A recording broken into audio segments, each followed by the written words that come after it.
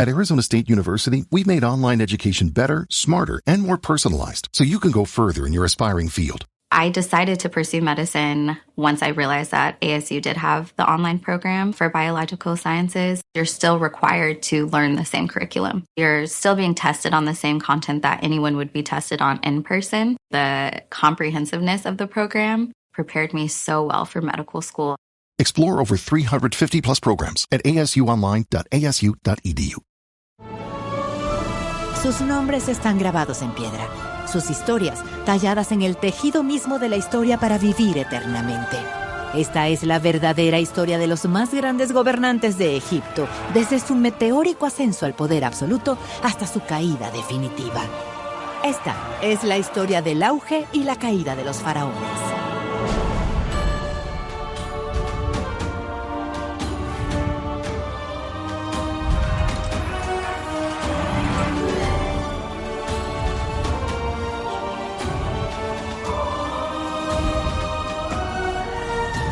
Faraones, ascenso y caída.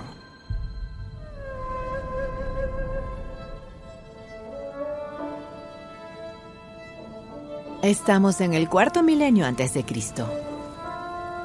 Durante generaciones, las tierras que conocemos como Egipto han estado divididas, pero ahora están unidas bajo un solo rey, el gobernante más poderoso, el faraón de Egipto. Existe una jerarquía muy estricta y el faraón se encuentra en la cima. El faraón es un dios viviente. Los egipcios creían que el caos estaba siempre presente, acechándolos, y que el rey debía mantenerlo a raya. El faraón es más que un rey. Es el comandante del ejército, el sumo sacerdote y la encarnación viviente de los dioses en la tierra. Se les considera divinos y por lo tanto tienen autoridad divina. Cada mandato que sale de la boca del faraón es como una orden divina. La cumples porque un dios te ordena hacerlo. Pero vivir bajo el dominio del faraón no es fácil. El faraón te decía qué hacer, cómo hacerlo y cuándo hacerlo. Eran totalitarios. Y hacían exactamente lo que harían otros gobernantes totalitarios en los milenios siguientes. Durante el Imperio Antiguo, no había oportunidad para que ninguna élite local se opusiera al camino del rey. El rey era absoluto, era completamente monolítico. Para mantener el poder, el faraón tenía varios métodos.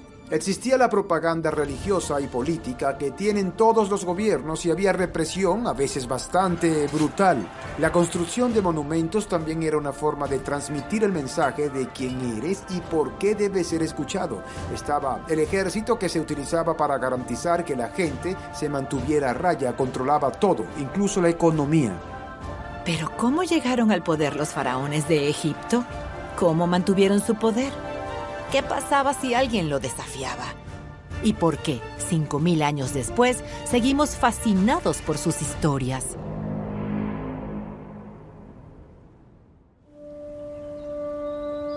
La historia de los faraones comienza en la prehistoria de Egipto, una época en la que el desierto del Sahara era una fértil pradera. Al comienzo de la historia de Egipto, hace 6000 o 7000 años, todo era diferente. Llovía más. Y las zonas que ahora son desiertos eran sabanas. En las primeras fases de la agricultura en Egipto, el Neolítico, había una flora y fauna mucho más diversa, tanto en animales como en plantas. Teníamos muchas palmeras y una gran variedad de frutas y verduras que crecían de forma natural. Y por supuesto estaba el Nilo. Había mucho pescado, animales acuáticos, tortugas e incluso cocodrilos. Todos ellos constituían una gran fuente de alimento. Era una época en la que los recolectores podían vivir en Egipto sin depender del Nilo. Pero este modo de vida estaba llegando a su fin. Tenemos estos períodos de inundaciones en los que llueve y llueve sin parar y mucha vegetación muere por el exceso de agua. Luego viene el calor intenso y la mayor parte de la vegetación muere. Había muchos animales salvajes que se alimentaban de ella y a medida que el entorno se volvió más árido, se desplazaron más al sur de África y dejaron de ser tan comunes en el entorno egipcio. A medida que la arena va cubriendo cada vez más la sabana, los pueblos del Egipto de la Edad de Piedra se acercan cada vez más al río Nilo. Es famoso el dicho del escritor griego Heródoto, quien afirmó que Egipto era un regalo del Nilo. Y es absolutamente cierto. Egipto depende totalmente de él. Solo las zonas irrigadas por el Nilo pueden seguir cultivando y sustentando la vida desde el punto de vista de los asentamientos. Lo que vemos es una concentración de poblaciones a lo largo de todo el Nilo. Sin el Nilo, Egipto sería solo una parte más del Sahara. Con más de 6.000 kilómetros de longitud, el Nilo es el río más largo del mundo. Fluye de sur a norte a través de los actuales países de Etiopía, Sudán y Egipto. El Nilo nace de las fuertes lluvias anuales de las tierras altas de Etiopía, que desembocan en varios afluentes. Cada año, estas lluvias anuales traen consigo inundaciones que enriquecen las aguas del Nilo con depósitos minerales, lo que hace que sus llanuras aluviales sean muy fértiles. Si vivías a pocos kilómetros de las orillas del Nilo, tenías la vida asegurada. Podías vivir del río y de todos sus recursos.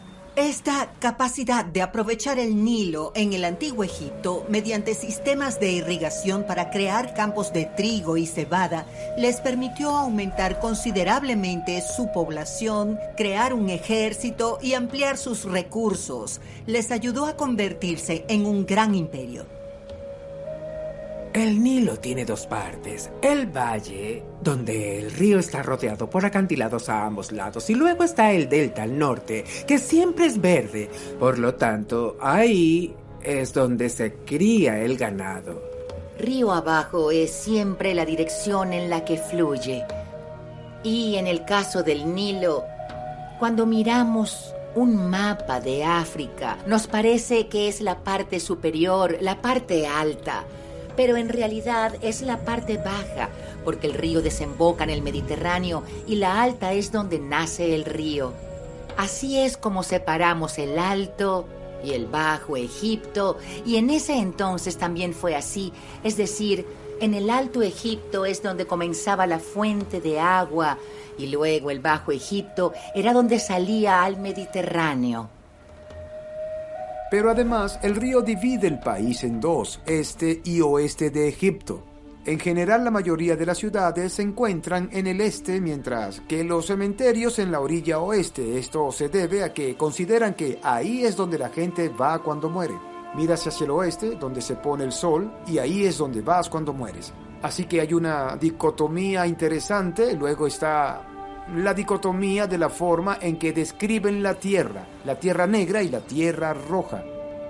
Kemet, así es como se refería a la zona donde se practica la agricultura. La tierra era oscura, con suelos fértiles y oscuros. La llamaban tierra negra, pero si te alejas, llegas a la tierra roja, el desierto donde no crece nada y no vive nadie. Entonces, eso resulta muy interesante. Aunque las aguas del Nilo dan vida, también pueden destruir. Dependen en gran medida de las crecidas del Nilo, las inundaciones que se producían cada año en julio. Y si no se producían, habían graves dificultades y hambrunas. En Egipto no llueve mucho. Por lo tanto, hay que depender de las crecidas del Nilo. Moja la tierra y luego se planta. Era suficiente para que creciera la comida y lo repetían cada año. La abundancia de alimentos trajo a Egipto los primeros destellos de civilización.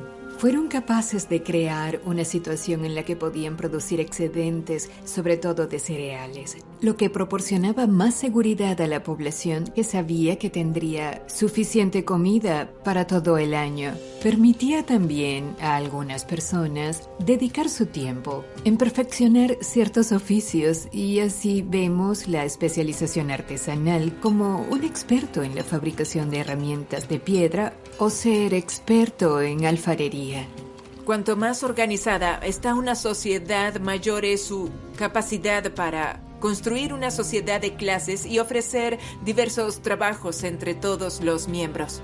En este período hay muchos asentamientos pequeños alrededor de Egipto y muchos de sus jefes compiten entre sí por los recursos. Así que, aunque exista la agricultura, todavía hay saqueos, por ejemplo. Poco a poco empezaron a surgir asentamientos que unían sus recursos y, cuando eso ocurre, por supuesto, los jefes tienen que decidir cuál es la jerarquía. Esta abundancia también permitió a los primeros gobernantes egipcios levantar ejércitos que utilizarían para apoderarse de territorios aún más fértiles. Parece que cuando más crecen las culturas, más gente vive en ellas y empiezan a pensar: esto es mío, me pertenece, es mi propiedad.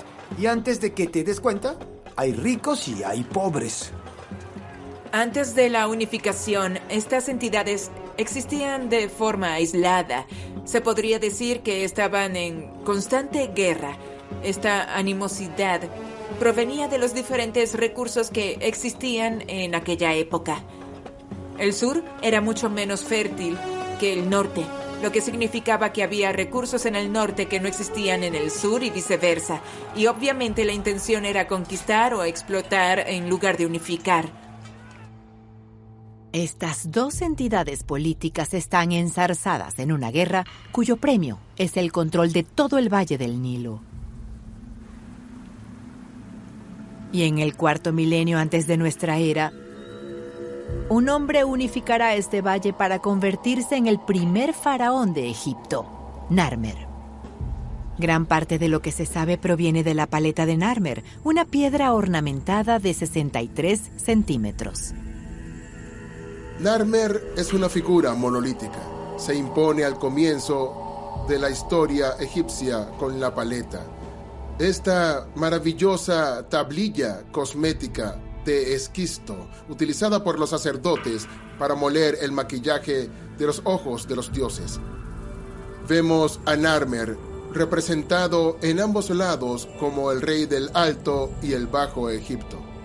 Sea cual sea la verdad, si hubo reyes anteriores que hicieran esto o no, si la unificación se llevó a cabo mediante una campaña militar o si fue un proceso lento y complicado, todavía estamos reconstruyendo los hechos.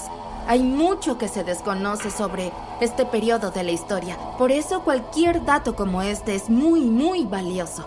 Pero lo que podemos decir es que incluso en este objeto tan antiguo, que data aproximadamente del año 3000 a.C., ya se empiezan a ver los elementos que serán habituales en los reyes a lo largo de la historia de Egipto. Eso es lo que podemos decir. Y una de las claves del éxito de Narmer fue el Nilo. Muchas de las guerras se libraban pasando por detrás del Nilo. Entonces, si llegabas en barco, la gente decía: ¡ahí vienen! Podían prepararse. Pero si te acercabas sigilosamente, bajando por el acantilado, así podías atacar una ciudad y tomarla. Narmer consigue traer la paz a todo el país, utilizando tácticas que hoy en día serían mal vistas. Debía de ser muy desagradable. Todos luchaban cuerpo a cuerpo. Tenían garrotes, en su mayoría de madera, algunos de piedra, mazas y lanzas. Las batallas eran muy pequeñas, con unos 50 o 100 combatientes. Es más como una pelea en un partido de fútbol que una película de Cecil B. DeMille. Así te puedes hacer una idea más clara de cómo eran. Si no hubiera sido por el uso excesivo del poder militar por parte del rey Narmer en el norte de Egipto, la unificación podría no haber ocurrido. 。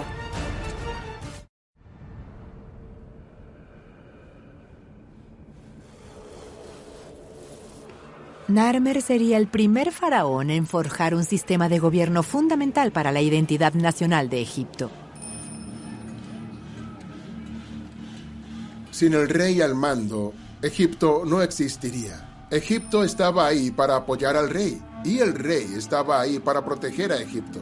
El cargo de faraón, con el tiempo, tenía múltiples funciones que se consideraban fundamentales para el buen gobierno. Una era la del líder militar. Otra era la de sumo sacerdote de un complejo conjunto de templos dentro del reino. La tercera era la de buen administrador, alguien que atendía las necesidades diarias de su pueblo en cuanto al suministro de alimentos, pero también la paz. El cargo de faraón, que no se construyó de la noche a la mañana, es un trono que se sustenta sobre muchos pilares, y el primero es el poder militar. Egipto, bajo su dominio, es un lugar de gran violencia. Si te rebelabas, dejaban muy claro en la mayor parte de su política que serías aplastado. Podemos ver esto en la paleta de Narmer, donde él está de pie sobre los pueblos conquistados y aparece en su famosa pose de golpeador, sosteniendo una masa en alto. El mensaje es muy claro: si te rebelas, serás aplastado por el faraón.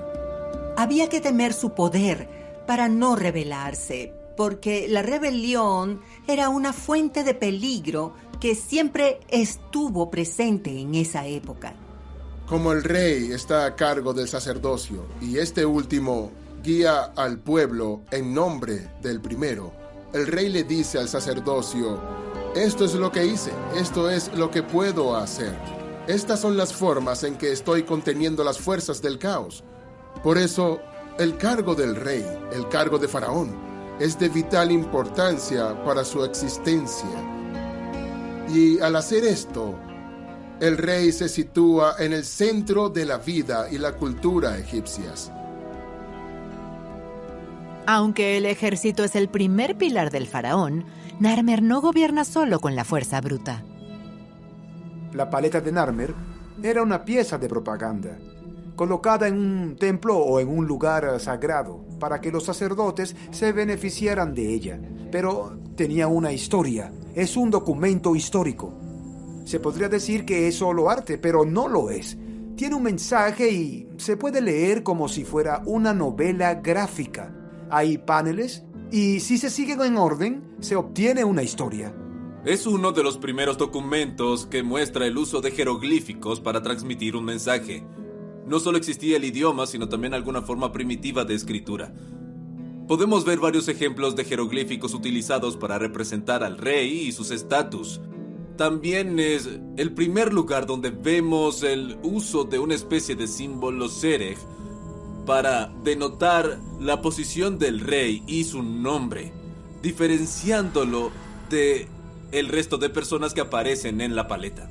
Es más grande que todos los demás. Es decir, es enorme. Esto también se puede ver en la simbología egipcia posterior. El rey siempre es el más grande. Esto le confiere una cualidad sobrehumana.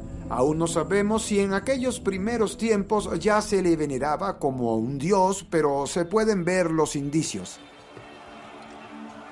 Narmer está muy interesado en utilizar el arte y los símbolos para legitimar su gobierno, y uno de los símbolos más poderosos son las coronas de Egipto. Todo lo que continúa en el arte egipcio durante los siguientes 3000 años aparece de alguna forma en la paleta. Vemos al rey representado con dos coronas, la corona blanca del Alto Egipto y la corona roja del Bajo Egipto. Es una corona compuesta. Por un lado tenemos Hedjet, que es la corona blanca que representa el sur. También tenemos la corona roja Tesred, que representa el norte, lo que la convierte en algo llamado Shend. Esta corona representa el Alto y el Bajo Egipto combinados en una poderosa fuerza. Es el faraón que todo lo ve y todo lo controla. La corona es solo una de las innovaciones simbólicas que crearían los faraones de Egipto. Tiene el báculo del pastor, con el que guía a su pueblo, siendo un pastor bueno y leal. Pero también sostiene el mayal, y el mayal es un azote. Está ahí como amenaza para aquellos que se opongan a su gobierno. También muestra que tiene el poder para enfrentarse a los enemigos de Egipto. Estos símbolos de autoridad se utilizarían repetidamente a lo largo de la historia faraónica, pero también se incorporaron a civilizaciones posteriores como símbolos de poder y autoridad. El arte militar y el simbolismo son pilares poderosos que legitiman el dominio del faraón. Pero el más poderoso de estos pilares es la religión estatal. Y lo que es fascinante del antiguo Egipto es esta rica cultura religiosa. Es politeísta, está compuesta por muchos dioses. Es difícil entender la importancia de la religión para la población. No tenemos templos en este periodo. Creemos que estaban hechos de mimbre, por lo que eran estructuras temporales. Pero sabemos que creen en amuletos, objetos que protegen y se encuentran en las tumbas de las personas humildes y pobres y en la de los ricos. Así que desde ese momento la gente cree en los dioses y que estos pueden ayudarlos. Los antiguos egipcios creían que era el faraón quien mantenía el delicado equilibrio entre el caos y el orden secreto del universo llamado Ma'at. Una de las funciones más importantes del faraón era mantener el Ma'at. Es muy difícil definir con exactitud el significado de esta palabra. Se podría traducir como orden, verdad o justicia, pero en realidad se trata del orden a escala cósmica. Es el funcionamiento correcto del universo. Es la forma en que las cosas deben ser. Todo, desde la justicia legal hasta ser una buena persona. Por lo tanto, es responsabilidad del rey mantener esto. Y una de las formas de hacerlo es acabar con cualquier tipo de amenaza contra Egipto. Creían que si no se cumplía con el Ma'at, esto llevaría al caos. Sucederían cosas malas y no solo a las personas, sino que la naturaleza entraría en desorden. Y eran los rituales del faraón luego los de los sacerdotes, los que ayudaban a mantener el Ma'at, de modo que los templos se convirtieron casi en centrales eléctricas, creando el Ma'at e impulsando esta fuerza al universo en nombre del faraón. Uno de los grandes beneficios de vincularse a la divinidad es que, por supuesto, eso significa que cualquiera que se oponga a ti está desafiando el orden existente. Ellos son, a todos los efectos, herejes. Aunque la relación del faraón con Ma'at era importante, el dios más relacionado con el cargo de faraón es el dios con cabeza de halcón, Horus. El rey es más que un simple estadista, más que un simple sacerdote. Es, en esencia, la encarnación del dios viviente Horus. Para la religión egipcia, Horus es el gobernante de Egipto y el rey es su avatar. Horus es una buena metáfora porque combina esa idea del gobernante del cielo y guerrero, al hecho de que también es un dios.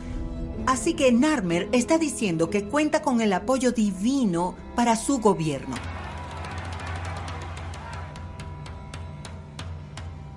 El mito de Horus es fundamental para la religión egipcia y para la institución del faraón. Horus es el hijo de Osiris, y Osiris es el dios de los muertos. Este a la vez fue asesinado por su hermano Set, que codicia el trono de Egipto, por lo que tiene que deshacerse de él de alguna manera. Lo encierra en una caja, la arroja al Nilo y finalmente la corta en pedazos. Y mientras todo esto sucede, la esposa de Osiris, Isis, conocida como Isis la Gran Maga, reúne los pedazos, les imbuye con suficiente vida para que se convierta en el dios de los muertos. Y al hacerlo, también le da un hijo a su esposa, y ese es Horus. Y el malvado Set Se horroriza porque daba por sentado que él asumiría el trono. Ya no puede hacerlo. Él y Horus luchan durante, según nos cuentan, 8 años en una enorme batalla mágica entre dos deidades. Esta lucha termina con un juicio en el que Horus es representado por el dios Diehuti, Sot, considerado el primer abogado, y Set decide representarse a sí mismo. Por supuesto, esa arrogancia, por así decirlo, se convierte en su perdición. Horus es coronado rey de Egipto en un tribunal que representa el orden y la legalidad del sistema mitológico egipcio que se refleja en su sistema legal.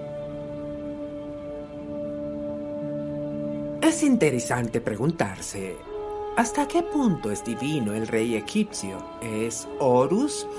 ¿Es un avatar de Horus? ¿Cuál es su relación? No sabemos con certeza. Sabemos que es como Horus cuando lucha. Sabemos que es igual de justo, pero no es el mismo ser que Horus. Horus no habita en él, no es una manifestación. Y sin embargo existe una conexión tremendamente estrecha. Supongo que está manifestando el poder de Dios. Si miras a Horus en la paleta de Narmer, él tiene una garra y una mano humana. En ella tiene una cuerda. La cuerda atraviesa la nariz de un enemigo. Y el cuerpo de este es un pedazo de tierra. Así que se puede interpretar el jeroglífico Horus el rey controla el pueblo de la tierra. En todo Egipto, desde las marismas del norte hasta el valle del Nilo en el sur, todos los dioses importantes están integrados en un sistema religioso con el faraón como dios viviente en su centro. Narmer muere a principios del tercer milenio antes de nuestra era, y sus sucesores continúan gobernando según el modelo faraónico que él crea. Aproximadamente 400 años después, surge una nueva dinastía de faraones que encuentra formas nuevas e innovadoras de expresar su poder. Lo que hay aquí es una concentración de poder, una centralización del control de la mano de obra egipcia y un excedente de cereales controlado por el faraón. Los agricultores no tenían que trabajar durante varias semanas o incluso meses al año. Vemos un excedente de mano de obra que el faraón puede destinar a proyectos de construcción a gran escala. Es donde empieza la era de las tumbas del Egipto dinástico temprano. Estos edificios se erigen para reforzar el dominio del faraón y algunos de los más importantes son las tumbas reales.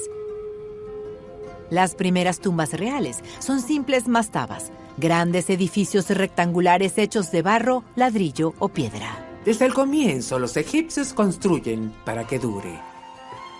Y poco a poco añaden a los ladrillos de barro, que es el material de construcción y que funciona perfectamente en un país donde no llueve, trozos de piedra. Y quizás al principio fue solo por prestigio. Un suelo por aquí, una reja para bloquear la puerta. Pero con toda esta construcción y con todo el experimento, con trozos de piedra cada vez mucho más grandes, poco a poco adquirieron la capacidad de utilizarla y comprenderla. También fabricaban una gran cantidad de hermosos recipientes de piedra. Estaban estudiando sus propiedades, cuán resistentes eran, qué peso podían soportar y si eran impermeables, aprendiendo toda esa geología. Egipto y sus faraones están a punto de entrar en una edad de oro arquitectónica sin precedentes. El principal responsable de este desarrollo no fue el propio faraón, sino su principal consejero, Imhotep. Imhotep era el gran visir del rey Zoser, de la tercera dinastía egipcia. Lo que distingue a Imhotep Zoser de todos los demás es su increíble mente creativa. Él miraba las mastabas y pensaba, bueno, ¿y si ponemos otra encima de esa? Y otra, y otra. Y seguimos así hasta tener lo que llamamos una pirámide escalonada.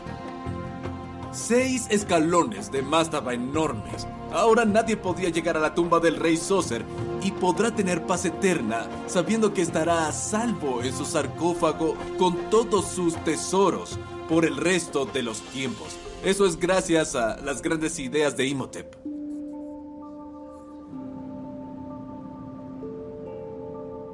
La gente le atribuye el arte de construir en piedra.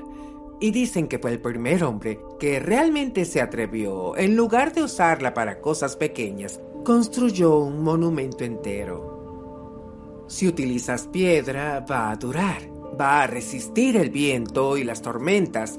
Ni siquiera el fuego la dañará. Esto lo cambia todo. Lo que vemos aquí es al faraón intentando asegurar la eternidad mediante el uso de diferentes tecnologías. E Imhotep es crucial en este proceso.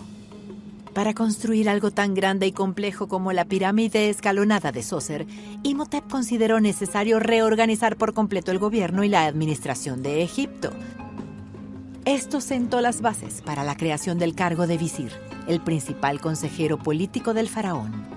Como visir, Imhotep se convierte en el principal ayudante del faraón, encargado de llevar a cabo sus directrices en todos los ámbitos.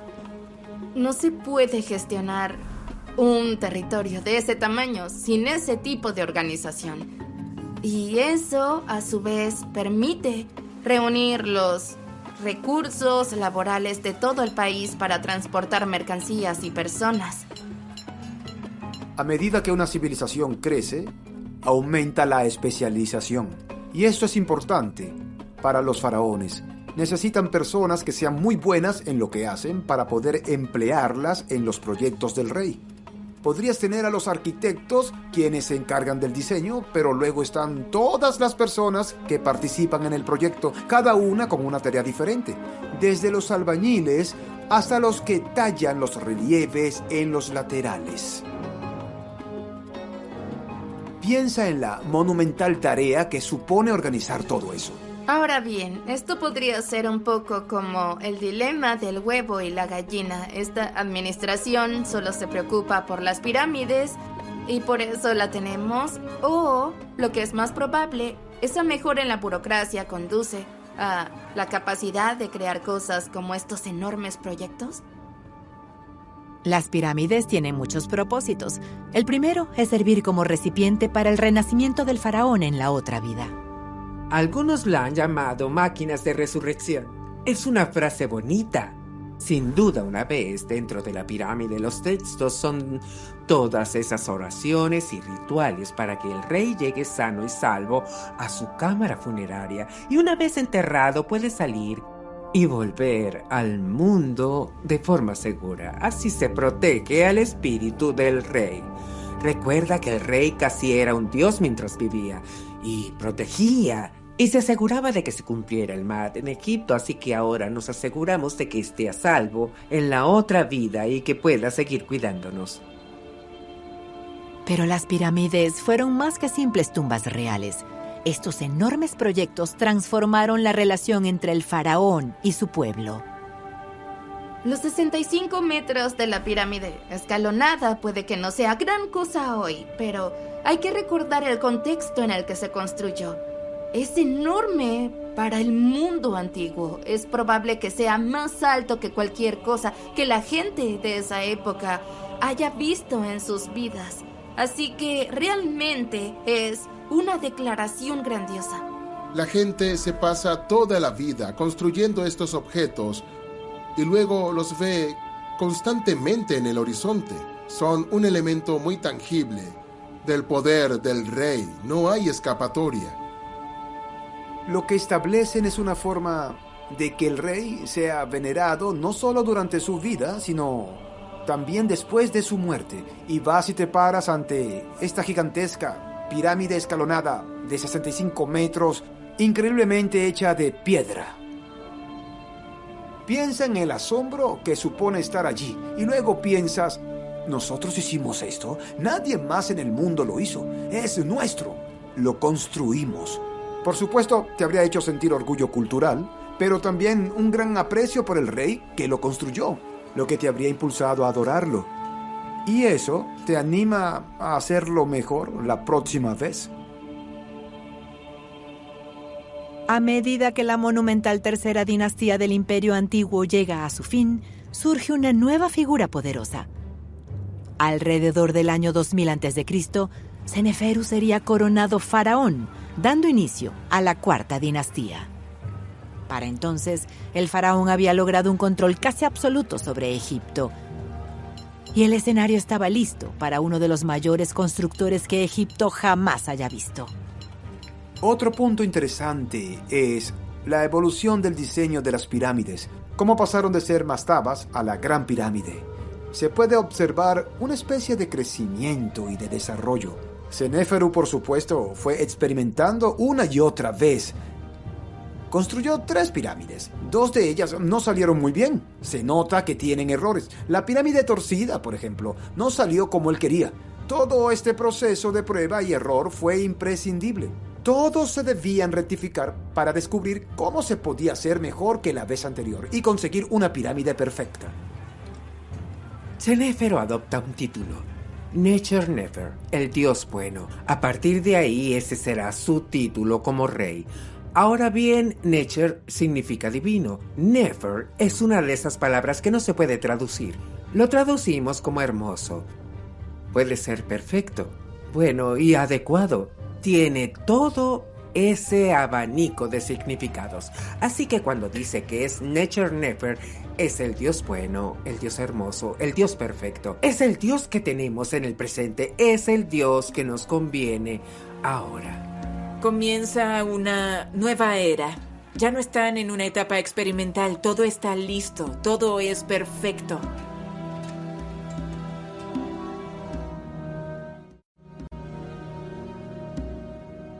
Pero el Dios perfecto aún esperaba su pirámide perfecta. Desarrollaron, a través de ensayo y error, ciertas reglas sobre las diferentes proporciones que debían utilizarse para soportar el peso de la parte central de la pirámide y cómo aliviarlo. Senéferu lo intenta de nuevo. Esta vez decide construir una pirámide en Meidum. Es una pirámide escalonada a la que decide rellenar los escalones para que quede lisa. Por desgracia, los ángulos no son correctos y se derrumba. Senéferu y sus arquitectos trabajaban sin descanso para averiguar el ángulo y el tamaño correcto para una pirámide y finalmente, por fin, dan con las dimensiones, el ángulo y los materiales adecuados. Esto lo consiguen con la llamada pirámide roja, que es la primera pirámide auténtica del antiguo Egipto. Se trata de una obra maestra de la ingeniería de su época y aún más notable si tenemos en cuenta que para entonces Senéferu ya había construido varias pirámides solo para lograrlo. Con 104 metros, la pirámide roja es más alta que el Big Ben. Pero la era de las pirámides no ha hecho más que empezar, y lo que vendrá a continuación despertará la imaginación del mundo durante milenios. Ese fue el salto tecnológico que se necesitaba entre la escalonada y lo que se conocería como la Gran Pirámide, construida por el hijo de Senéferu.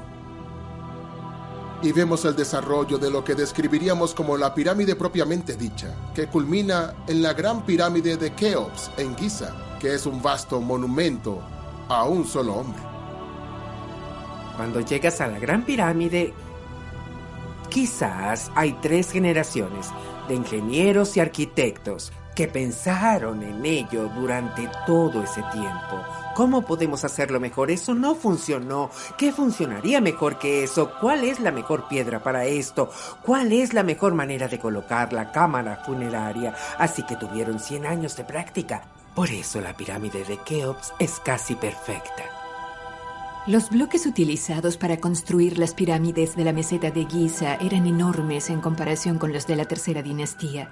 Cada uno de los bloques pesaba hasta 2 toneladas. La Gran Pirámide está compuesta por 2.3 millones de piedras y se extiende sobre 5.3 hectáreas. Este es el edificio más alto de la Tierra desde hace miles de años. La Gran Pirámide tardó unos 20 años en construirse. Para lograrlo había que colocar un bloque de piedra cada 2 minutos. Mantuvo el récord de estructura más alta por el hombre durante unos 4.000 años, hasta que en Inglaterra se erigió la aguja de la Catedral de Lincoln. Si imaginas a la Gran Pirámide, sería completamente blanca por fuera, cubierta de yeso y con dorado en la parte superior, por lo que habría brillado a lo largo de cientos de kilómetros. Se habría notado. Hay un antiguo proverbio árabe: el hombre teme al tiempo, pero el tiempo teme a las pirámides. Y creo que lo que quiere decir es que han durado tantos miles de años que el tiempo teme que las pirámides le sobrevivan. Pero lo que destaca es su eternidad, que sigan ahí después de todo este tiempo y seguirán ahí cuando nosotros ya no estemos. La grandeza de las pirámides de Giza ha cautivado a la humanidad durante milenios. Ese era precisamente su propósito. Hay otro aspecto en el que pensamos más hoy: las pirámides como propaganda.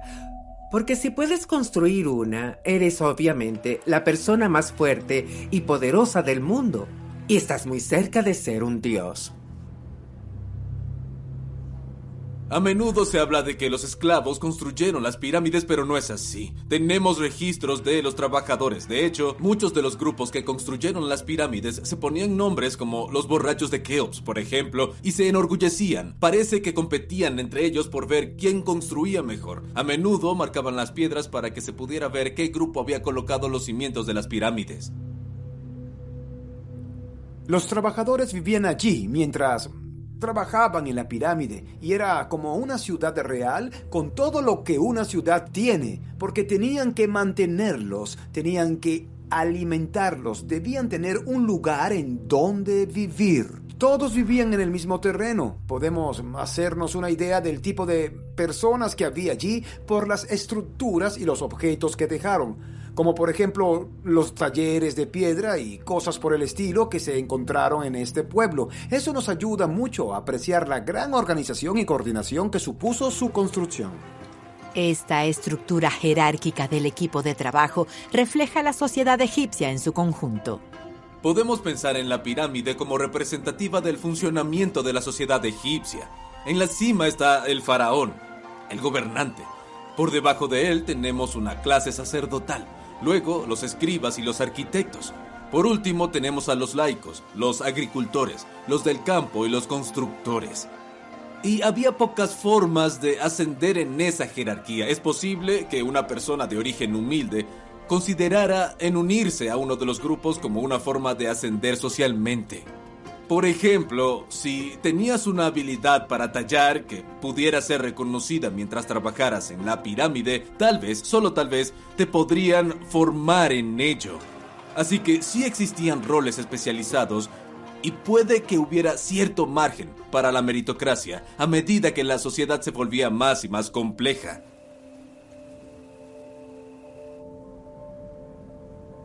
Pero ¿cómo pudieron los faraones reunir tanta mano de obra para construir las pirámides?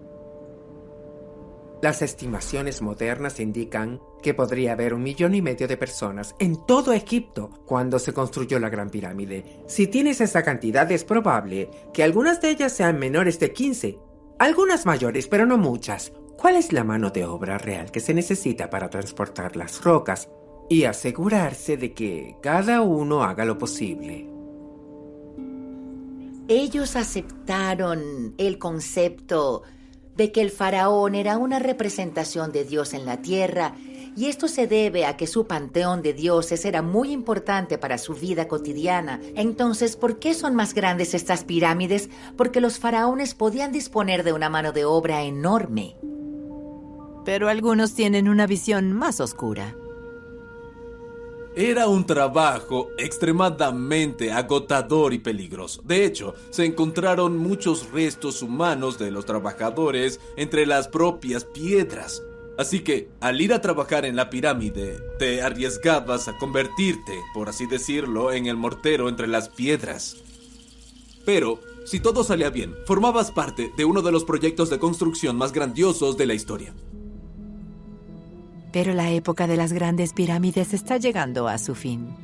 Poco después de que se erigiera la última pirámide de Giza, el centro de atención de la nación cambió.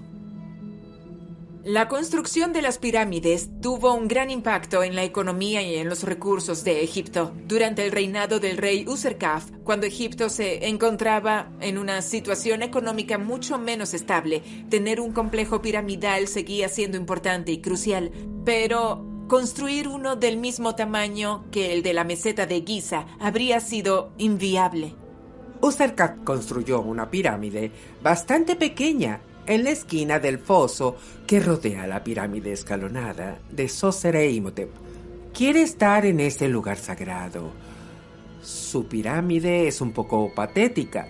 Sin embargo, invierte su dinero en el templo, en el arte y en las estatuas. Userkaf es incapaz de superar a sus antepasados, por lo que se enfoca más en lo ideológico que en lo monumental. Había muchas formas de proyectar poder. Una de ellas es la construcción de enormes monumentos, pero ¿qué se hace cuando los recursos empiezan a agotarse? En el caso de Userkaf, lo que hace es recurrir a uno de los otros pilares de la sociedad faraónica, la religión. Userkaf dice que es Horus en la tierra, así que ya no representa a los dioses en la tierra como un comunicador entre ellos. Ahora soy un dios, no soy solo un representante de Dios. De esta manera, se podía reforzar el estatus de faraón sin tener que llevar a cabo las enormes tareas monumentales, organizativas y económicas que suponían la construcción de una gran pirámide. En el Egipto faraónico, la iconografía y la arquitectura son fundamentales para transmitir la imagen de la realeza y el poder. Aunque Userkaf y sus sucesores intentaron cambiar el enfoque, el efecto no fue el mismo. Las construcciones masivas como las pirámides servían para proclamar el poder o para comunicarlo al resto. La capacidad de leer y escribir los textos sagrados estaba restringida al 10% de la mayoría de la población egipcia que existía. Por lo tanto, tener edificaciones tan enormes y accesibles con los que se podía conectar al menos a nivel visual, aunque no se tuviera acceso cercano a ellos, era una declaración de poder, una forma de comunicar o enviar mensajes a la población, anunciando el poder del rey y la fuerza y la estabilidad del Estado. ¿Existe una correlación entre el tamaño de la pirámide y el poder del faraón? Yo diría que, sin duda, parece que tiene menos poder absoluto. Y a medida que Egipto entra en la mitad del siglo XXIV a.C., surge una amenaza que desafía al faraón, su propio círculo íntimo. Cuando pensamos en quiénes podrían desafiar al faraón, eso sería algo muy peligroso, porque no solo estarías enfrentando las fuerzas, sino que también hay una estructura ideológica en la que el pueblo creía, según la cual el faraón era un dios, o al menos un intermediario entre los dioses y el mundo humano. Eso significaba que automáticamente se te consideraba un portador del caos, porque destituir a un faraón era amenazar a toda la sociedad. El faraón se da cuenta de que no puede gobernar todo Egipto por sí solo, por lo que crea una nueva clase, los nómarcas. Ellos gobiernan diferentes zonas, distritos.